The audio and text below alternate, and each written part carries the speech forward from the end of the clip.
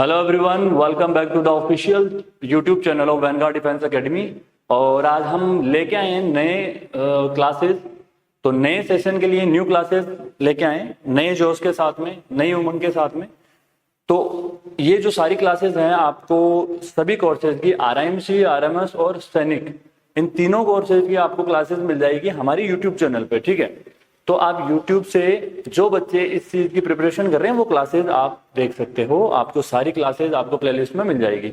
तो देखो बेटा, नया सेशन हमारा स्टार्ट हो चुका है, पुराना सेशन जा चुका। तो पुराने सेशन के अंदर जो बच्चे थे जिनका सिलेक्शन नहीं हुआ, कुछ बच्चे हैं जिनका सिलेक्शन हो गया। तो जिनका सिलेक्शन हो गया उन बच्चों को मेरी तरफ से कॉन्ग्रेचुलेशन, बहुत बहुत आपको बधाई हो नए शुरुआत के लिए। और जो बच्चे जिनका सिलेक्शन नहीं हुआ उनके लिए मैं ये बोलना चाहता हूँ कि बच्चों निराश मत हो।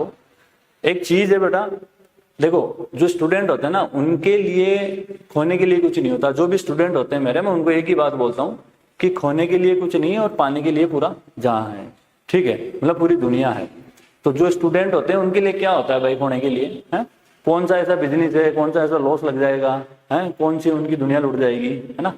तो उनके लिए सिर्फ और सिर्फ अचीवमेंट्स ही होते हैं। आप अचीव कीजिए, अगर फेल भी हो गए, अगर नहीं हुआ सिलेक्शन, तो दैट्स अ फेलियर। और failure is the biggest friend of an success. ठीक है, तो फेलियर ही हमें क्या करता है, सक्सेस की तरफ लेके जाते हैं। फेलियर होना जरूरी है। फेल से हम क्या देखो बोलते हैं ना गाँवों के अंदर कि भाई बादाम खाने से बुद्धि नहीं आती, ठोकर खाने से आती है। तो जैसे जैसे हम गलतियां करेंगे ना, वैसे वैसे हम सीखते चले जाएं, लेकिन सीखना जरूरी है। तो देखो बेटा, नया सेशन जो स्टार्ट हुआ है, और नए सेशन के अंदर ऐसी बात नहीं है कि पुराने जो बच्चे सिलेक्शन नहीं हुए वो ही अभी नया सेशन अटेंड करेंगे या नए सेशन या नई शुरुआत करेंगे। कुछ बच्चे ऐसे हैं जिन्होंने एक नया सपना देखा है, RIMC, RMS और सैनिक स्कूल में जाने का सपना देखा है। नए नए सपने आए, नया जोश पैदा हुआ है बच्चों में, कुछ नए बच्चों में, और वो भी इसकी तैयारी करना चाहते हैं। तो बेटा बहुत अच्छी बात है, आई वेलकम यू। आप आइए, तैयारी कीजिए और खूब जी जान से मेहनत कीजिए। ठीक है, तो जो नए बच्चे हैं और जिनका सिलेक्शन नहीं हुआ उनके लिए मैं कुछ चीजें, कुछ इंपॉर्टेंट बेसिक चीजें मैं डिस्कस करना चाहता हूँ एग्जाम से रिलेटेड। ठीक है, देखो आपको क्लासेस मिल जाएगी, आपको बहुत सारी चीजें मिल जाएगी यूट्यूब पे, लेकिन कुछ ऐसी चीजें होती हैं शायद अगर कोई डिस्कस करता हो या करा है, दैट्स अ गुड थिंग। लेकिन मैं चाहता हूँ कि वो चीजें आपसे डिस्कस करना जरूरी है, वो चीजें आपको पता होना जरूरी है। देखो बेटा, कोई भी एग्जाम ले लो या कोई भी काम ले लो, ठीक है, अगर हम कोई बिजनेस करते हैं, अगर हम कोई काम करते हैं, ठीक है, चाहे घर का काम हो या फिर हम किसी एग्जाम की प्रिपरेशन करते हैं, तो उसके अंदर भी हमें एक प्लानिंग चाहिए और उसके लिए कुछ इंपॉर्टेंट चीजें हैं जो बहुत जरूरी होती है। ठीक है, तो किसी भी काम को करने से पहले प्लानिंग जरूरी होती है। ठीक है, तो उससे पहले आप एग्जाम की प्रिपरेशन कर रहे हो, तो जो बच्चे फेल हो चुके या जो बच्चों का नहीं हुआ, फेल तो हम नहीं बोलेंगे, ऐसे मान लो कि उनका किसी वजह से नहीं हो पाया, और वो वजह क्या है, वो वजह जो मिस्टेक्स उन्होंने की है, उन मिस्टेक्स को क्या करें, उनको हटाइए, उन पे काम किया जाए और उन मिस्टेक्स से सीख के वो सिलेक्शन ले। तो जो बच्चे नए हैं और वो जो पुराने बच्चे हैं, उनके लिए मैं एक छोटी सी बेसिक सी चीजें डिस्कस करना चाहता हूँ। वो है, देखो किसी भी चीज के लिए एक रणनीति, एक रणनीति जरूरी होती है ना, एक स्ट्रेटेजी जरूरी होती है, और फेयर स्ट्रेटेजी उस एम तक लेके जाती है। अब जैसे मान लो हम युद्ध कर रहे हैं, तो युद्ध के लिए ऐसा तो है नहीं कि सैनिक खटिया से उठे, तलवार लिए और चल दिए युद्ध के मैदान में, एक बोलता है मैं उसको मारूंगा तो उसको मारना, है ना, ऐसे तो होता नहीं है। तो उससे युद्ध से पहले क्या किया जाता है, सब मिलके, है ना, सेनापति होता है, वो एक नीति बनाता है, ठीक है, एक राजा होता है, नीति बनाता है। उस नीति के हिसाब से हम बोलते हैं कि इधर से हम ये घेराव करेंगे, इधर से घुड़सवार जाएंगे, इधर से तीरंदाज जाएंगे, है ना, पूरी नीति के हिसाब से युद्ध लड़ा जाता है। तो ऐसे समझो कि एग्जाम भी आपके लिए युद्ध की तरह, तो उसके लिए एक नीति होना जरूरी है, उसके लिए कुछ बेसिक चीजें हैं, वो बहुत इंपॉर्टेंट है। तो सबसे पहली चीज है एक आपकी स्ट्रेटेजी, एक फेयर स्ट्रेटेजी होना जरूरी है। देखो बेटा, फेयर स्ट्रेटेजी होना बहुत जरूरी है। स्ट्रेटेजी ऐसे कि आपको कितना समय पढ़ना है, कितना समय किस सब्जेक्ट में देना है, कितनी चीजें आपको पढ़नी है, कितने समय में आपको करना है कंप्लीट, क्या क्या चीजें आपको करनी है, वो चीज जो आपने पिछली बार गलतियां की तुमको कैसे सुधारना है, वो एक फेयर स्ट्रेटेजी में आता है। अब फेयर स्ट्रेटेजी के अंदर कुछ इंपॉर्टेंट फैक्ट्स आती है, कुछ इंपॉर्टेंट चीजें आती है, वो मैं आपसे डिस्कस करूंगा। देखो बेटा, सबसे पहली चीज ये है कि पहला काम, देखो मैं आपको सही बताऊं, मैं आपको क्लियरली बताऊंगा। देखो बेटा, बिना मेहनत के एग्जाम नहीं निकलते, कोई सा भी ले लो काम। अगर आप ऐसे सोचोगे कि कोई बोली आती है, जैसे कई लोग दावे करते हैं कि 100% सिलेक्शन दे देंगे, तो उनके पास में कोई बैग पड़ा है उसमें गोली पड़ी है, निकाल के मुंह में दे दिया, ठीक है, और खा के उसको बच्चे ने सिलेक्शन दे दिया। ऐसा नहीं होगा। सीधी और क्लियर कट बात है, सही तरीके से, सही रणनीति से और मेहनत के साथ में करोगे तो आपका सिलेक्शन पक्का होगा, है ना। हवा में बातें करने से सिलेक्शन नहीं होगा, मैं देखो साफ बोलता हूँ, ठीक है, दिस इज फेयर। और दूसरी बात, आपको मेहनत के साथ साथ में, मेहनत दो टाइप की होती है बेटा। एक तो होती है कि हम बिना सोचे समझे मेहनत कर रहे हैं, 12-12 घंटे पढ़ाई कर रहे हैं, सारी बुक लिस्ट हमने पढ़ ली, सब कुछ हमने, सारा सोर्सेज पढ़ लिया, लेकिन एग्जाम में उन चीजों को एग्जीक्यूट नहीं कर पाए तरीके से, ठीक है, उसको बोलते हैं बिना तरीके से किया हुआ हार्ड वर्क, है ना, विदाउट, मतलब एक पॉइंटलेस हार्ड वर्क है। और एक होता है smart hard work. Smart hard work कि हमने मेहनत तो की है लेकिन स्मार्टली हमने वर्क किया है। और स्मार्ट वर्क सबसे इंपॉर्टेंट होता है एग्जाम्स के अंदर, जो कॉम्पिटिटिव एग्जाम्स होते हैं ना, उसमें स्मार्ट हार्ड वर्क होना जरूरी है। अब उसी स्मार्ट हार्ड वर्क की मैं बात करने वाला हूँ। देखो, पहली बात तो सबसे पहली चीज, जो नए बच्चे हैं पुराने बच्चे हैं, सबसे पहली चीज तो ये है कि आप अपना सिलेबस निकालो। सिलेबस सबसे पहले निकालो, जिस एग्जाम की आप तैयारी कर रहे हो उसका सिलेबस निकालो, क्या क्या टॉपिक है उसके अंदर, है ना, कौन से टॉपिक में क्या दिया हुआ है क्या नहीं है, सारी चीज आपके आंखों के सामने होनी चाहिए, आपकी स्टडी टेबल पे होनी चाहिए। उन टॉपिक्स को आप डेली देखिए, है ना, वो जो टॉपिक्स हैं वो बाय हार्ट होने चाहिए कि मेरे मैथ में ये टॉपिक्स है, ये आएंगे, ठीक है, मेरे साइंस में ये टॉपिक्स हैं, ये आएंगे, ठीक है, मेरे रीजनिंग में ये टॉपिक्स हैं, ये आएंगे। वो सारी चीजें आपके दिमाग में होनी चाहिए, ठीक। टॉपिक आपके सामने है, सिलेबस आपके सामने है ना। दूसरी चीज, सिलेबस वेरी इंपॉर्टेंट। कई बच्चे क्या होते हैं, क्लासेस लेते हैं लेकिन उनको सिलेबस का नहीं पता क्या है क्या नहीं है, जो पढ़ा रहे हैं वो पढ़ रहे हैं, रिवीजन कर रहे हैं, ठीक है, हो गया, जो भी है छोड़ो। अब से हमें ध्यान होना चाहिए कि सिलेबस क्या है। सेकंड थिंग, दूसरी चीज है PYQ, ये बहुत इंपॉर्टेंट चीज है, इन चीजों को इग्नोर करते हैं बच्चे। भाई सबसे पहले आप है ना स्टडी करो अपना सिलेबस, और स्टडी करते हैं सिलेबस को अपने PYQ लेके आओ। PYQ जिस एग्जाम की आप तैयारी कर रहे हो, 3 से 4 साल 5 साल का PYQ लो, प्रीवियस ईयर क्वेश्चन पेपर, उनको बैठ के आप अच्छे से पढ़िए। आता है नहीं आता, it is not the matter, matter ये है कि आप उनको पढ़ो एक बार, और ये देखो कि कौन से टॉपिक से किस लेवल का किस तरीके से क्वेश्चन पूछा जा रहा है। वो आपके दिमाग में एक ब्लूप्रिंट बना देगा कि मेरे को इतने लेवल का, इतनी चीजें ये पढ़नी है, इस तरीके से करना है, ठीक है। तो पहली चीज तो ये कि सिलेबस और PYQ आपका हो गया। जैसे PYQ होता है ना, तो PYQ सिलेबस का इतना फर्क पड़ेगा कि आप जब क्वेश्चन क्लास अटेंड करोगे ना, जब क्लास लोगे, अब देखो होता क्या है, कुछ बच्चे कोचिंग से करते हैं, कुछ बच्चे बेचारे यूट्यूब से करते हैं, कुछ बच्चों के पास इतना सोर्सेज नहीं होता, वो यूट्यूब के वीडियोस देखो, कोई बच्चे होते हैं, सबके पास ऐसे तो है नहीं, सारे बच्चे यहाँ पे जो तैयारी करते हैं सबके पैसे वाले अमीर, पैसे वाले हैं, अमीर वाले हैं, ऐसे तो है नहीं, है ना। कुछ बच्चे ऐसे भी होते हैं बेचारों के पास नहीं होता, तो वो यूट्यूब से या कहीं से भी अपना कैसे जैसे जुगाड़ करके तैयारी करते हैं। तो सपना ऐसा है नहीं कि भाई सपना सिर्फ पैसे वाले देखें, है ना, सबके लिए होता है सपना। तो जो बच्चे इतनी रिसोर्सेज को एक्सेस नहीं कर सकते, तो मैं उन बच्चों के लिए, सभी बच्चों के लिए बोलना चाहता हूँ, सभी बच्चों के लिए, जितने भी बच्चे हैं ना, सभी बच्चों के लिए कि बेटा सिलेबस लो, PYQ पढ़ो, ठीक है। इससे आपको आइडिया लग जाएगी कि मैं क्लास में क्या पढ़ना है क्या नहीं पढ़ना। प्लस जो टीचर आपको पढ़ा रहे हैं वो भी आपको पूरा का पूरा फ्रेम करके, आपको मेहनत करके सारी चीजें आपको अवेलेबल करवाएंगे, लेकिन ये एक खुद का वर्क होगा ना, उससे बहुत ज्यादा आपको फायदा मिलेगा। दूसरी दो बात तो ये होगी। तीसरी चीज क्या करनी है आपको, अब जैसे आप नोट्स बनाते रहे हो, तो पहली बात तो ये देखो बेटा, मेरी क्लास जो अटेंड कर रहा है ना यूट्यूब पे, जो क्लासेस ले रहा है, जो क्लास अपडेट हो, अपलोड हो, आप हाथों हाथ क्लास लो, नोट्स बनाओ। आज क्लास ली, 10 दिन बाद मिलेगा, तो इससे बढ़िया है घर बैठ के आराम से टीवी देख बेटा, क्योंकि 10 दिन का गैप करोगे, 10-15 दिन का गैप करोगे, कोई मतलब नहीं है ना। कंसिस्टेंसी वेरी इंपॉर्टेंट, किसी भी एग्जाम को ले लो, कंसिस्टेंट होना जरूरी है, ठीक है। एक को कुछ नहीं आता, एक बहुत होशियार है, लेकिन वो कंसिस्टेंट है, वो निकल जाएगा, और जो कंसिस्टेंट नहीं है ना, चाहे वो होशियार ही हो, वो उसी जगह रह जाएगा। तो कंसिस्टेंसी होना जरूरी है। तो क्लास लो, नोट्स बनाओ। अब नोट्स बनाने के बाद में क्या करना है, सबसे बड़ी गलती, और ये गलतियां सारे स्टूडेंट करते हैं, नोट्स बनाने के बाद में एक दिन भी रिवाइज नहीं करते। क्या नहीं करते? रिवाइज, ठीक है। अरे भाई रिवाइज करने में क्या जोर आ रहा है, 10-15 मिनट नहीं लगती एक क्लास को रिवाइज करने में। अगर नोट्स आपको दिए हुए हैं, आपने क्लास में अच्छे से समझ लिया, उनको समझने के बाद में रिवाइज करने में कितना टाइम लगता है? 10 से 15 मिनट लगती है। डेली उठ के 10 से 15 मिनट में आप रिवाइज कर लो। अगर आप किसी चीज को बार बार रिवीजन करोगे ना उसका, वो आपके दिमाग में एकदम बिल्कुल सेट हो जाएगी वो चीज, ठीक है। चीजें समझने भी आने लगेगी, जो चीजें आपको समझ नहीं आ रही थी ना वो चीजें समझ भी आने लगेगी। फिर आप अपने खुद के क्विक नोट्स बना सकते हो बहुत जल्दी क्विक रिवीजन के लिए। तो ये 3-4 चीजें हैं बेटा, ये बहुत जरूरी है। और लास्ट की जो जरूरी है ना वो ये है कि जैसे एग्जाम पास में आते हैं, और एग्जाम पास आने की जरूरत नहीं है, आप तो शुरू से स्टार्ट कर लो, कोई दिक्कत नहीं है। कौन कहता है भाई एग्जाम पास आने पे करो, ठीक है। ये कोई मुहूर्त लिख रखा है क्या, या किसी पंडित जी ने लिख दिया कि भाई एग्जाम के पास में करना है? नहीं, शुरू से भी कर सकते हो, बहुत अच्छी बात है।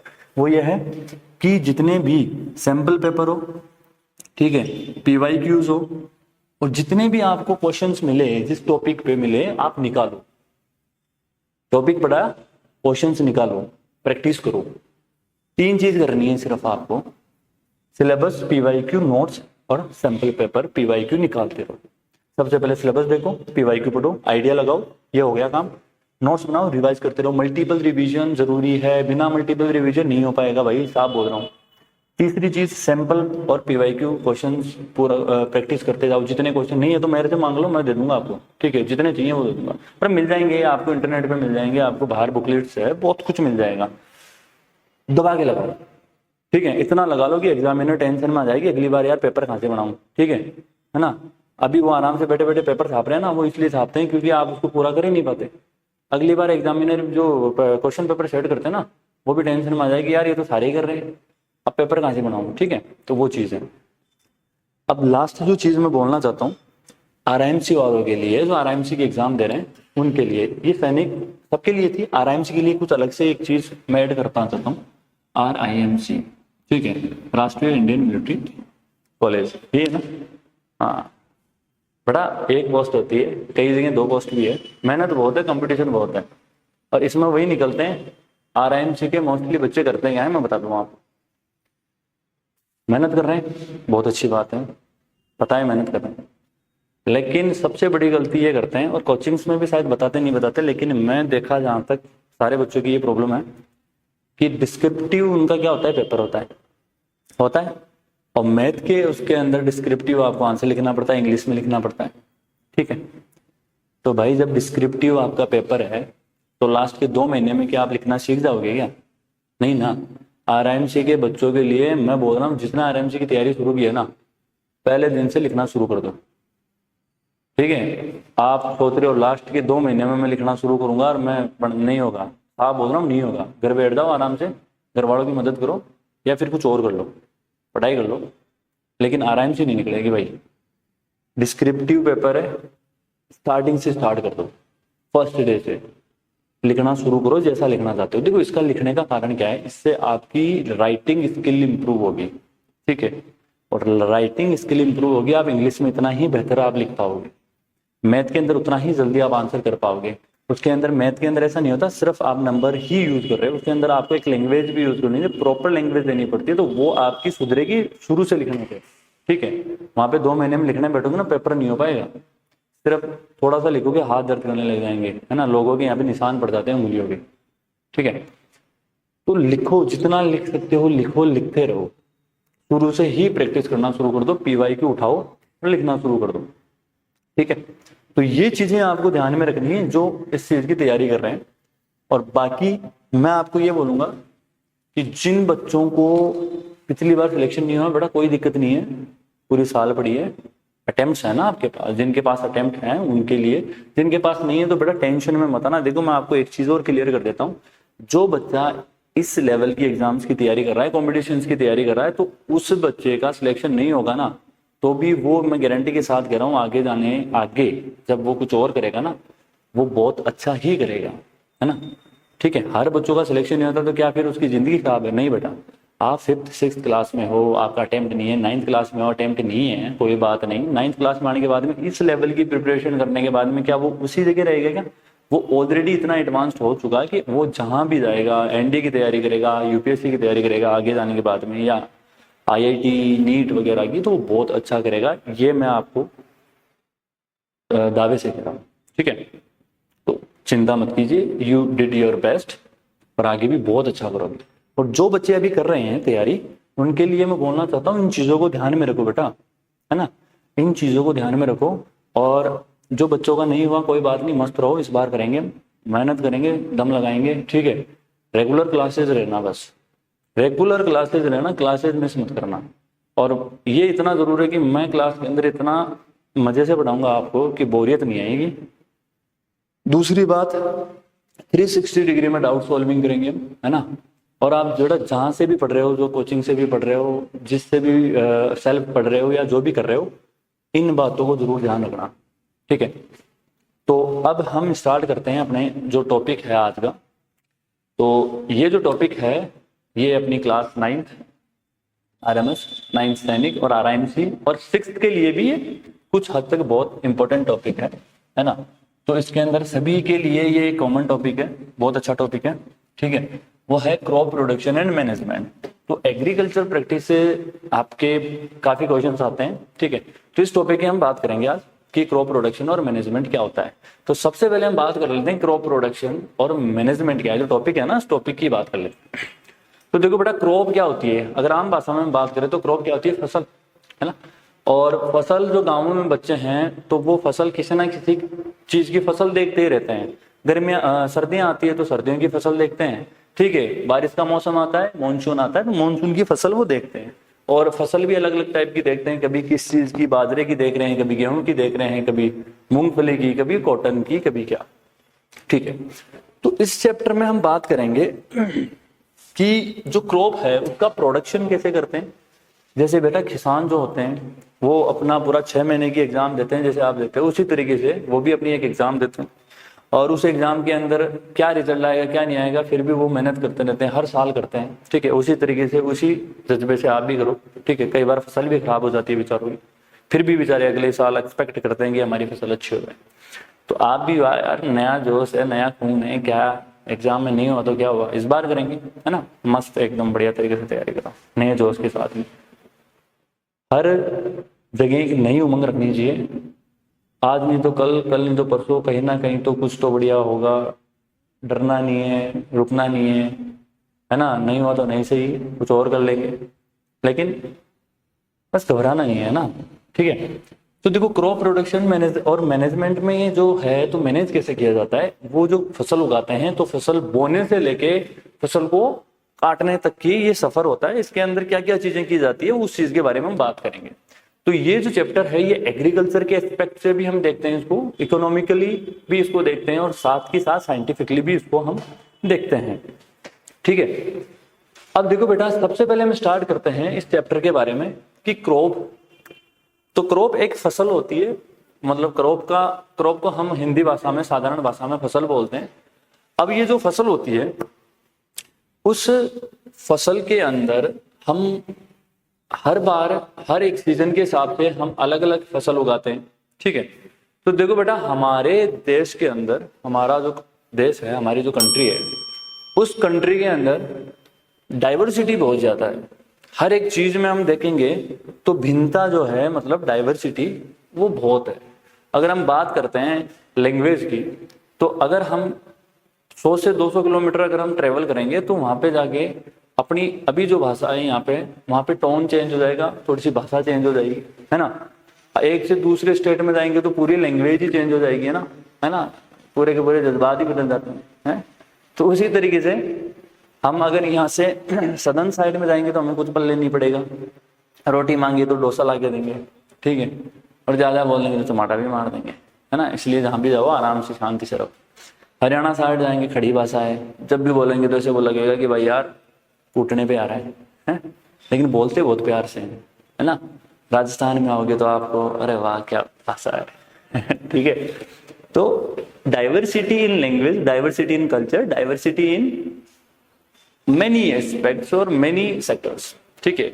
पानी में भी डाइवर्सिटी है भाई, किधर मीठा है किधर खारा है, तो इस तरीके से डाइवर्सिटी आपको मिलेगी। कल्चर में भी डाइवर्सिटी मिलेगी। तो मैं ये डाइवर्सिटी की बात क्यों कर रहा हूँ, डाइवर्सिटी की बात इसलिए कर रहा हूँ क्योंकि हमारा जो क्रॉप पैटर्न है जो हम फॉलो करते हैं हमारे देश में, वो इस डाइवर्सिटी पे टिका हुआ है।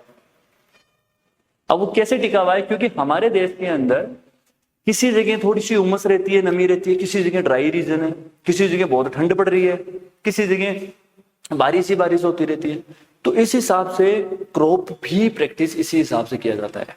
तो हमारे देश में दो टाइप के क्रॉप मेनली हम प्रैक्टिस करते हैं, दो तरह की फसल हम उगाते हैं, मुख्यतः दो तरह की फसल उगाते हैं, मतलब mainly we are practising two types of crop. तो जो पहली क्रॉप है mainly we practise two types of crop. Okay, तो पहली जो क्रॉप है, फर्स्ट जो क्रॉप है वो है हमारी खरीफ क्रॉप, और दूसरी है राबी क्रॉप। ठीक है, और एक तीसरी क्रॉप भी उगाई जाती है, उसके बारे में हम बाद में बात करेंगे। तो पहले इनके बारे में बात कर लेते हैं, ठीक है ना।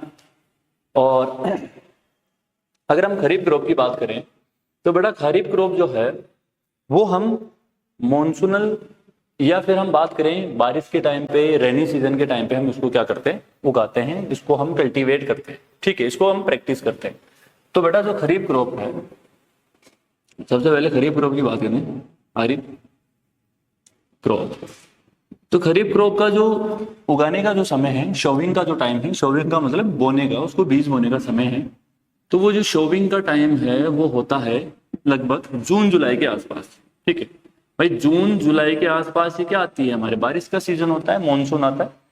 तो जब मॉनसून का सीजन होता है, जब बारिश का सीजन होता है, उस टाइम हम क्या करते हैं, उसको शोन करते हैं। ठीक है, कहने का मतलब है उसको हम उसका बीज बोते हैं, जो फसल हम उगाते हैं।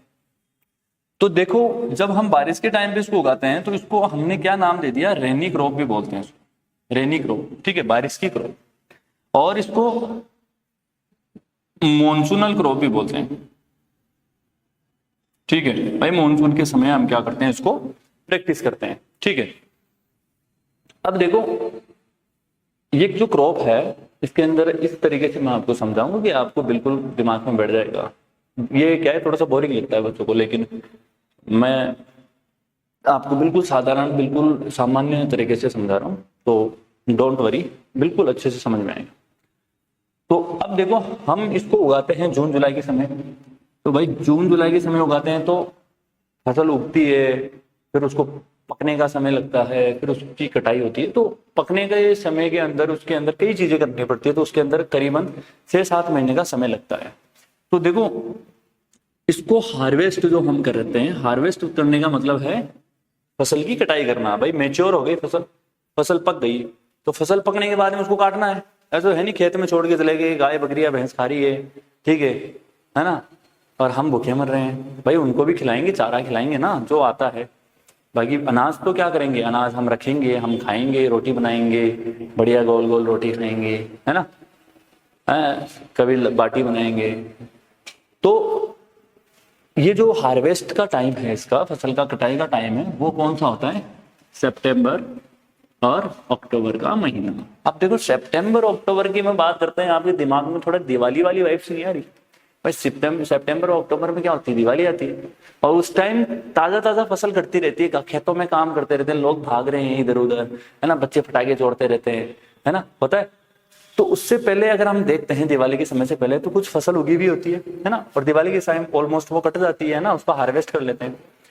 तो वो जो हार्वेस्ट करते हैं, उसी फसल को हम क्या करते हैं, सर्दियों में खाते हैं। भाई दिवाली के बाद में सर्दियां शुरू हो गई, दिवाली से सर्दियां शुरू हो जाती है ना, हल्की हल्की ठंड लगने लग जाती है। और वो जो मौसम होता है, क्या मौसम होता है दिवाली के टाइम, हल्की हल्की ठंड रहती है, सुबह सुबह मौसम बिल्कुल एकदम शांत मौसम, मजा आता है। तो उस समय जो फसल काटते हैं, जो फसल हमारे पास आती है, उस फसल को हम सर्दियों में खाते हैं। तो सर्दियों में हम कौन सी खाते हैं भाई, क्या क्या खाते हैं सर्दियों में? तो सर्दियों में अगर आपको थोड़ा सा दिमाग में आता है तो हम मूंगफली खाते हैं, हम बाजरे की रोटी खाते हैं, है ना, गरम गरम बाजरे की रोटी। अब जैसे गांव वाले बच्चे हैं वो तो फुल फील लेंगे इस बात पे।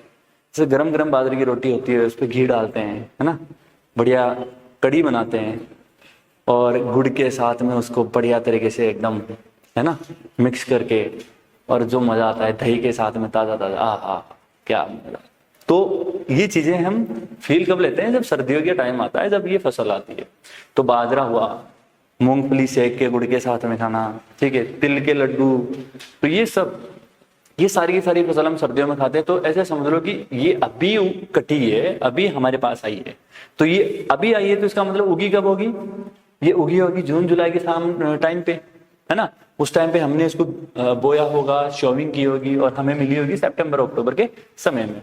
तो इसके एग्जाम्पल वेरी इंपॉर्टेंट है बेटा, बहुत इंपॉर्टेंट है, क्योंकि इनके एग्जाम्पल में ही बच्चे क्या करते हैं, कंफ्यूज होते हैं। यार एग्जाम्पल कैसे याद रखेंगे सर, फसल तो सारी एक जैसी होती है ना, बाजरा गेहूं जो ये सब कैसे याद रखेंगे, राइस वाइस। तो बेटा इनका याद करने का सबसे अच्छा तरीका है कि हम उस सीजन में जिस चीज को खाते हैं उससे पहले उगाई गई। ऐसा तो है नहीं आज उगा दी, आज की आज मिल गई, नहीं ना। तो ये जो एग्जाम्पल है वो क्या होगा, मिलेट्स, मेज, इसको हम बाजरा लिख देते हैं, बच्चों को समझ में आ जाएगा। क्या लिखते हैं, बाजरा, बाजरा, है ना, मेज हुआ, ठीक है, और सोयाबीन, और ग्राउंडनट, मूंगफली, है ना, बढ़िया मूंगफली से क्या खाएंगे आज तक, है, और एक्सेट्रा, ठीक है। अभी इतनी काफी है, फिर ज्यादा फिर आपको स्वाद में पहुंच जाओगे आप, है ना। तो ये है हमारी खरीफ क्रॉप का टाइम और उसके एग्जाम्पल, ठीक है। तो एक तो समय याद रखना जरूरी है, क्योंकि क्वेश्चन आ जाता है टाइम से रिलेटेड कि भाई कब उगाते हैं, कब काटते हैं। दूसरी चीज एग्जाम्पल बहुत इंपॉर्टेंट है, और तीसरी चीज आजकल तो ये भी पूछने लग गए कि कितनी कंडीशन उसकी फेवरेबल है, क्या कंडीशन चाहिए खरीफ क्रॉप के लिए, रबी क्रॉप के लिए। तो देखो बेटा, खरीफ क्रॉप के लिए जो कंडीशन चाहिए, एक तो वार्म क्लाइमेट चाहिए, वार्म टेम्प, मतलब जो क्लाइमेट कंडीशन है तो वो वार्म होनी चाहिए, ठीक है। और एक चाहिए हमें बहुत ज्यादा अमाउंट ऑफ वाटर, तो वाटर अवेलेबिलिटी शुड बी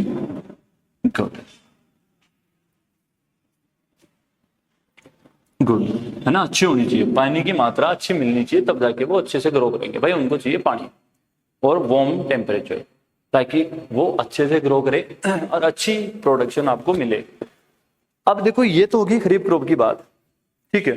अब हम बात करते हैं राबी क्रॉप की। तो देखो राबी क्रॉप जो है, देखो इसका स्क्रीनशॉट लेना चाहते हो आप ले लो, ठीक है। इसको रोक के आप इसका स्क्रीनशॉट ले लीजिए, है ना, और उसका नोट्स बना लीजिए। बहुत सिंपल और अच्छे नोट्स हैं, लग रहा है ना, सिंपल सिंपल, छोटे छोटे, लपड़ाई नहीं है, मेहनत ही नहीं करनी पड़ी, देख लो, ठीक है। तो अब बात करते हैं हम राबी क्रॉप की। किसकी बात करेंगे, राबी क्रॉप की। जो राबी क्रॉप है वो हम सर्दियों में इसको उगाते हैं और गर्मियों के आसपास इसको हम काटते हैं, ठीक है। तो देखो बेटा, राबी जो क्रॉप है, राबी क्रॉप है, इसका शोविंग का जो टाइम, शोविंग मतलब उगाने का जो समय है, वो करीबन हमारा होता है अक्टूबर से नवंबर के आसपास, ठीक है। और इसको जो हार्वेस्ट करते हैं, मतलब कटाई करते हैं जो इसकी, तो हार्वेस्टिंग का जो टाइम है, हार्वेस्टिंग का जो समय है वो करीबन इसका होगा मार्च अप्रैल के समय का। और मार्च के समय आपको पता है गर्मियां शुरू हो ही जाती है, मार्च अप्रैल के टाइम लू आने लगती है, गर्म गर्म हवाएं, है ना, मजा आता है, नहीं आता। लोग ऐसी वैसी चालू कर लेते हैं, कूलर वूलर चला लेते हैं, ठीक है।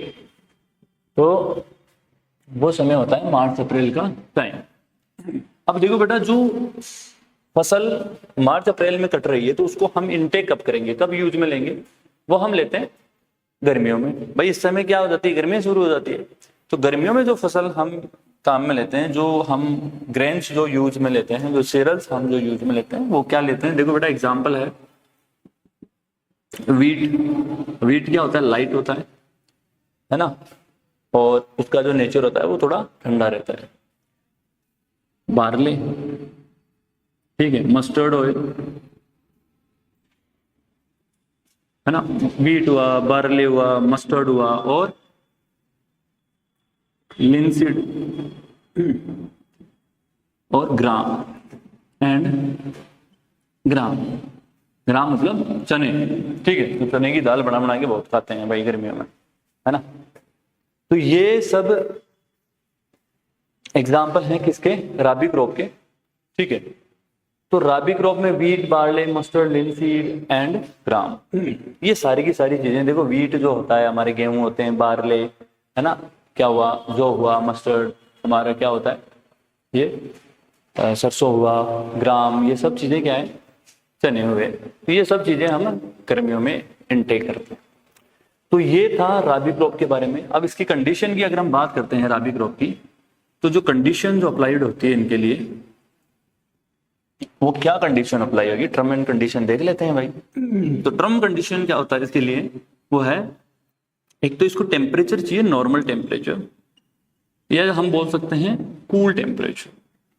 भाई इसको ज्यादा गर्मी नहीं चाहिए, इसको ठंडा वातावरण चाहिए। ठंडे वातावरण में हम आराम से उगलेंगे, हमें दिक्कत नहीं है, ठीक है।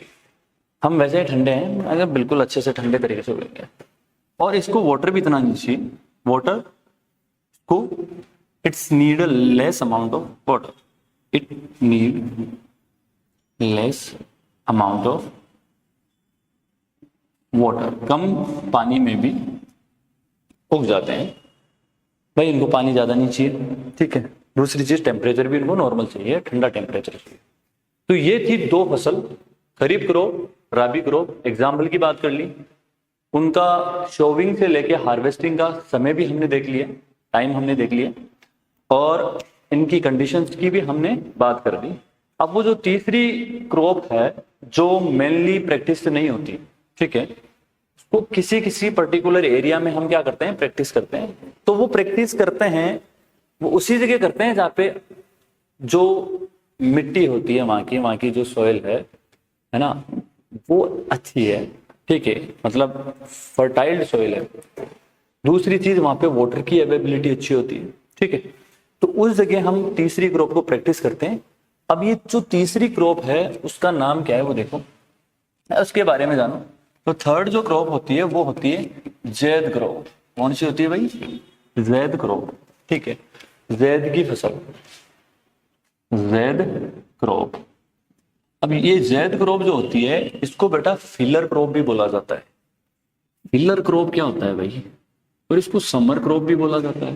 भाई समर का तो हमें पता है भाई, गर्मियों के सीजन में उगाया जाता होगा समर क्रॉप और फिलर क्रॉप। देखो फिलर क्रॉप इसे इसलिए बोला जाता है कि जून से लेके सितंबर अक्टूबर तक तो हम क्या करते हैं, खरीफ क्रॉप उगाते हैं, और फिर उसके बाद में राबी क्रॉप शुरू कर देते हैं।